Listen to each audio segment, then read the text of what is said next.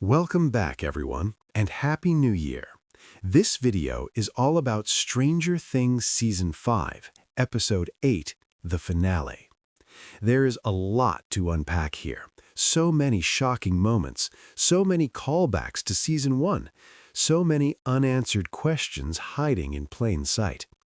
This is one of those finales that you cannot fully understand in one watch. You need rewatches, pause frames, and deep analysis, because almost every scene is loaded with meaning. In this breakdown, we'll talk about the true nature of the Mind Flayer, Vecna's real role in the story, Eleven's fate, the emotional epilogue, and what this ending sets up for the future of Stranger Things. So let's begin. Welcome back, everyone, and Happy New Year. This video is all about Stranger Things Season 5, Episode 8, the finale. There is a lot to unpack here. So many shocking moments, so many callbacks to Season 1, so many unanswered questions hiding in plain sight. This is one of those finales that you cannot fully understand in one watch. You need rewatches, pause frames, and deep analysis, because almost every scene is loaded with meaning. In this breakdown, we'll talk about the true nature of the Mind Flayer, Vecna's real role in the story, Eleven's fate, the emotional epilogue, and what this ending sets up for the future of Stranger Things. So let's begin. The finale is titled The Right Side Up. On the surface, this clearly refers to the normal world, Earth, as opposed to the upside down. But here's the clever twist. Visually, when the Duffers show both dimensions together, the upside down is often framed above, while the normal world appears below it. So technically, the right side up looks like it's actually upside down. And that's the point. The title isn't about geography, it's about perspective. From the kids' point of view, the real world is the right one. From Vecna's perspective, the upside down is home. And from the Mind Flayer's perspective, every dimension is just food. So the question becomes, which world actually deserves to survive? The finale finally confirms one of the longest-running fan theories. The Mind Flayer was the real villain all along. Vecna was never the mastermind, he was the weapon. From the moment young Henry Creel entered those caves as a child, the Mind Flayer had been manipulating him, feeding him fear, rage, and false memories. At the same time, Dr. Brenner was abusing Henry through experiments, so Henry was being attacked from both sides. Psychological control from the Mind Flayer, physical and emotional abuse from Brenner. That combination explains why he became Vecna, not born evil, broken into it. The finale also confirms that the first Shadow stage play contains critical backstory. That's probably going to be one of Season 5's biggest criticisms. Most fans never saw the play. It was only available in limited locations. But the show does try to fix this by giving us a condensed version. Why the Creels moved to Hawkins, what was inside the briefcase, why Henry was already unstable as a child. The reveal is clear. The Mind Flayer entered Henry first and gave him his powers. The Mind Flayer's true form is not the giant spider body. Its natural state is that black cloud-like substance. It enters people. It infects them.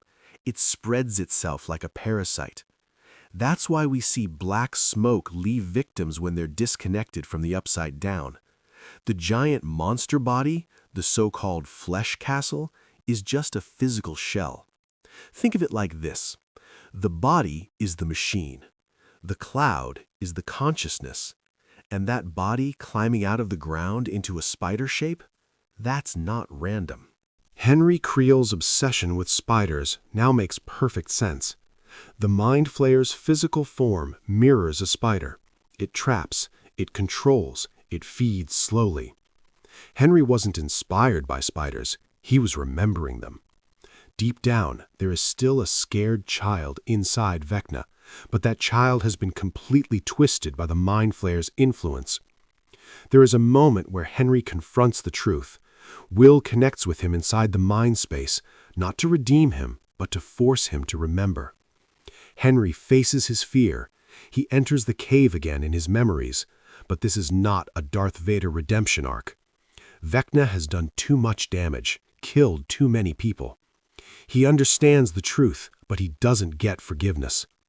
The real emperor in this story is the Mind Flayer. The finale confirms the Mind Flayer's ultimate purpose. It consumes dimensions. It already destroyed the Abyss dimension. That's why it looks dead.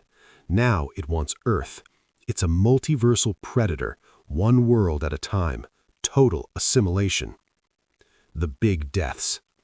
Surprisingly, there are only two real deaths, Vecna and Kali. Kali dies saving 11, killed by the military, but her final act is crucial.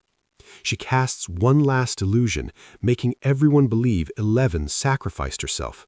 Even the military believes 11 is dead, which means 11 is finally free. The heartbeat during the black screen confirms it. 11 survived. She escapes to a remote northern town, possibly Nordic, far from Hawkins. She can finally live a normal life. But here's the disturbing question. If Henry got his powers from the Mind Flayer, and 11 got her powers from Henry's blood, does that mean part of the Mind Flayer still lives inside 11? We never see black smoke leave her. The show leaves this intentionally open-ended. How Vecna is killed. One of the biggest surprises, Joyce delivers the killing blows. Not 11, not Will, Joyce. It takes multiple strikes. It's brutal and it's personal.